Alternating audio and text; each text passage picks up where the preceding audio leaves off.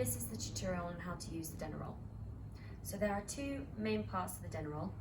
You have the peak of the Denneroll on the top, which is where you place it on your neck and allow your head to flop over. You also have one side of the Denneroll that actually says shoulders this side. So this is quite literally the side that the shoulders are pressed up against when you lie down. So you want to place the Denneroll on a flat, hard surface.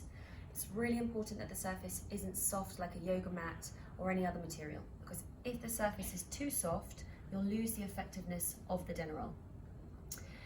What you want to do is you want to place the Denneroll underneath the neck, shoulder side against the shoulders, and you can at this point move the Denneroll up and down to allow the peak to be in the part where the chiropractor has instructed. At this point, you want to allow the head to flop over towards the floor at the back against the Denneroll.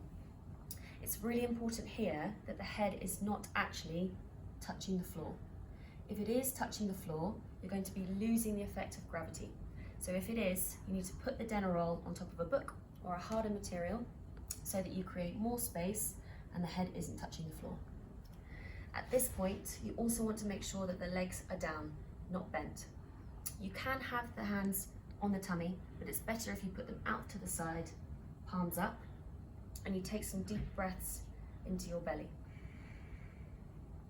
At this point, you might be finding it slightly uncomfortable in the upper neck.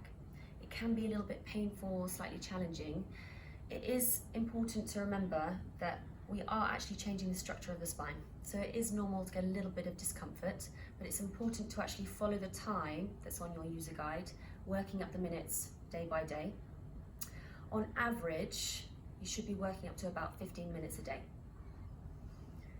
How to get off the Denneroll, it's important not to jump up straight away. You want to roll over to one side, take the Denneroll out, and then roll back onto your back, and take a couple minutes here just to kind of settle yourself before you stand up.